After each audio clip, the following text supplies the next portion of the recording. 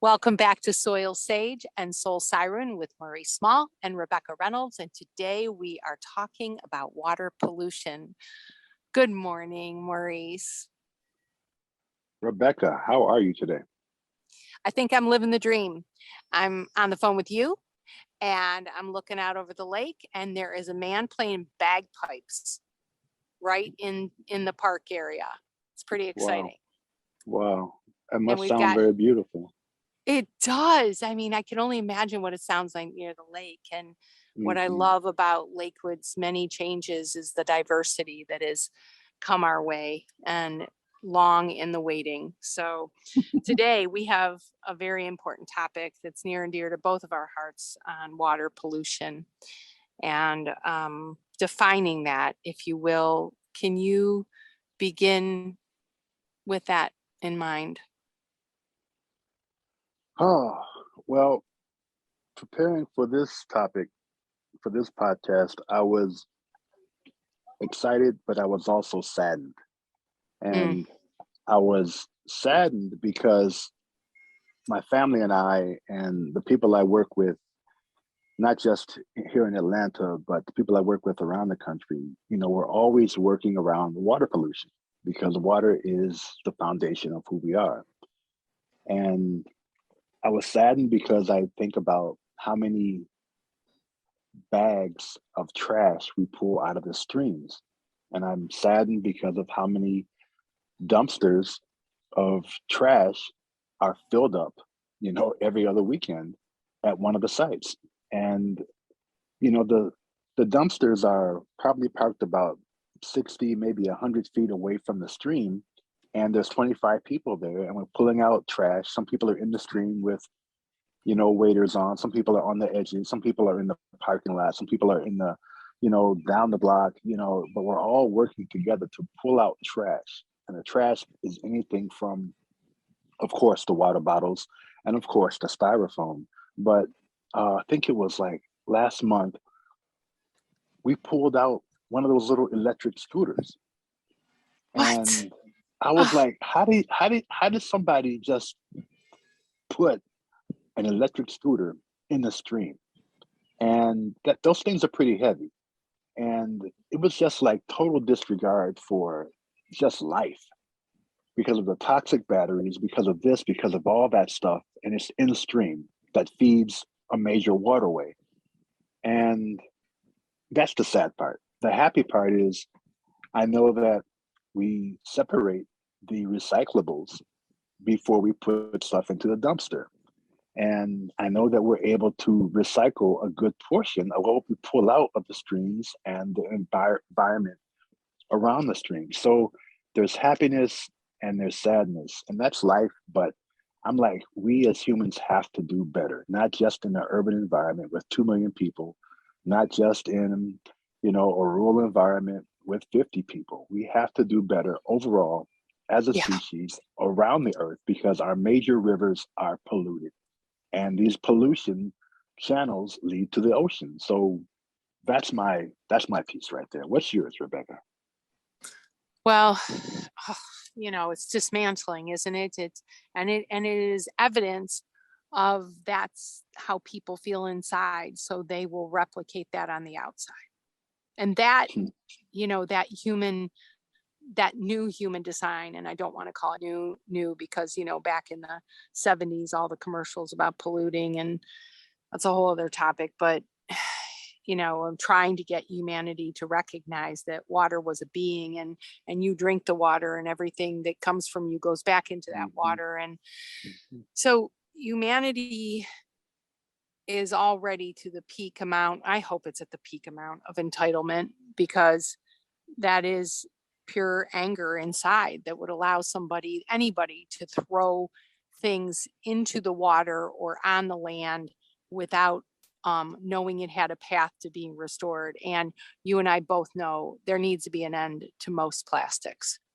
mhm. Um, it is not a sustainable solution. It is ridiculous how we have now gone into a whole world where we believe we have to eat and drink 24 hours a day, around the clock, where things have to be carried in that manner. So Yeah, I'm with you. I just,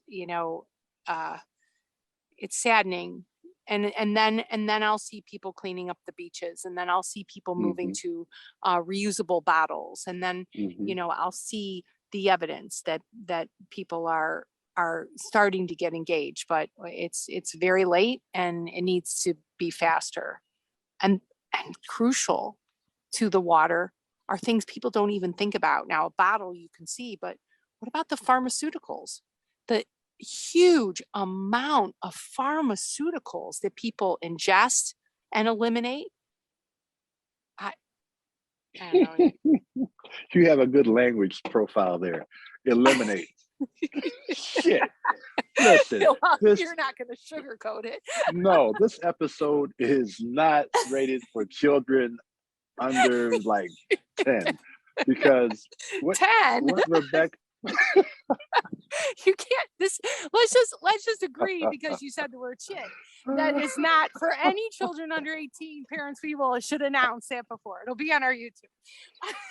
Go ahead, Maurice, let it out. I mean, we are number one putting shit in our bodies.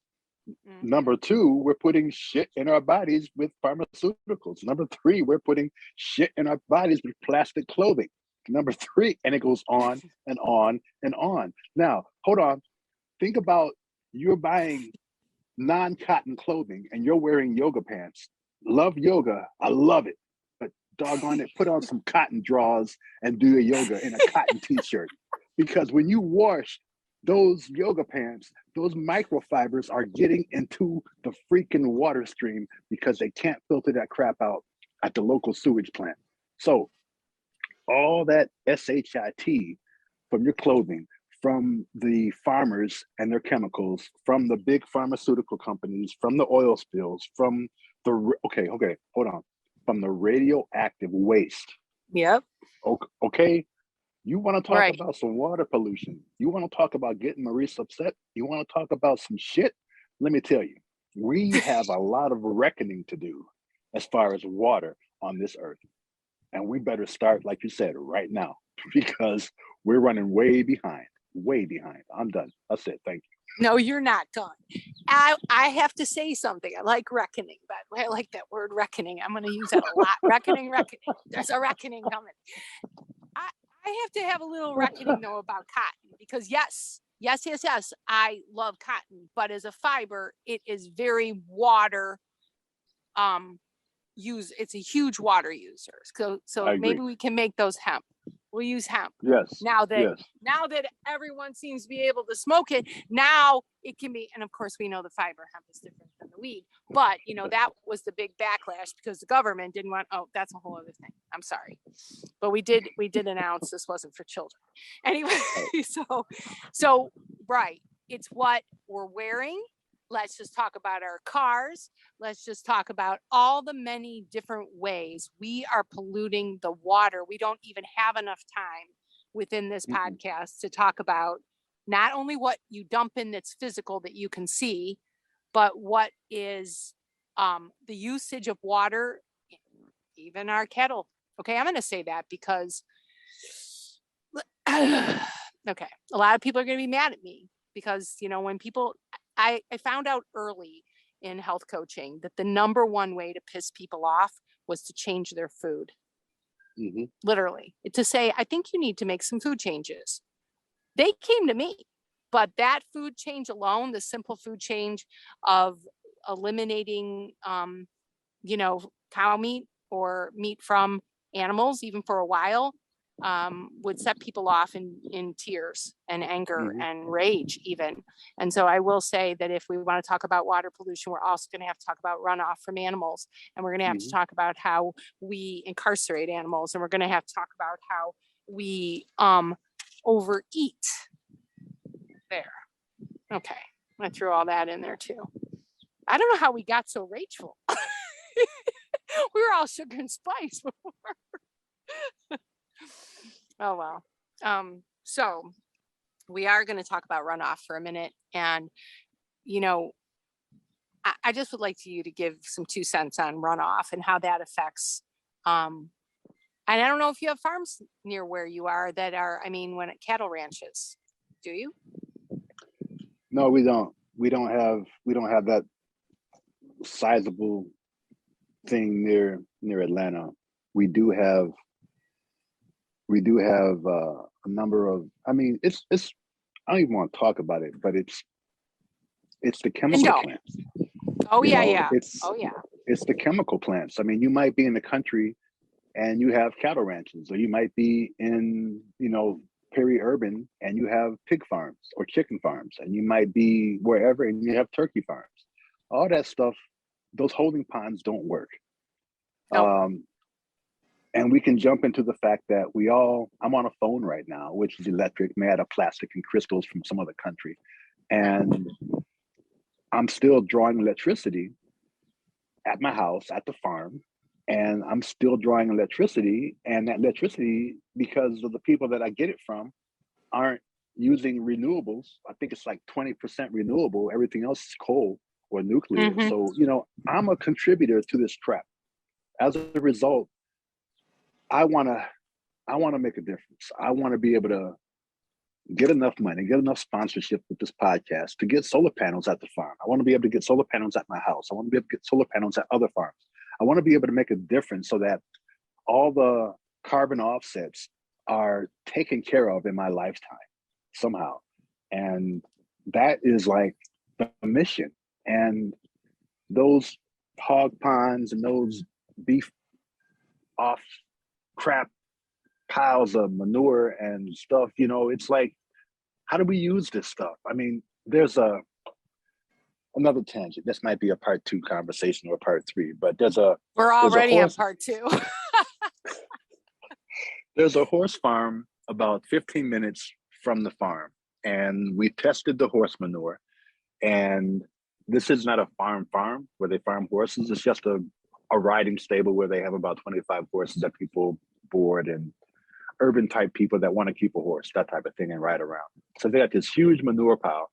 And we talked to them about putting buffers at the manure pile, because there's a stream about 2 miles away that eventually the stuff from the horse manure ends up in that stream, which ends up in a tributary, which ends up in the main water source for the city of Atlanta.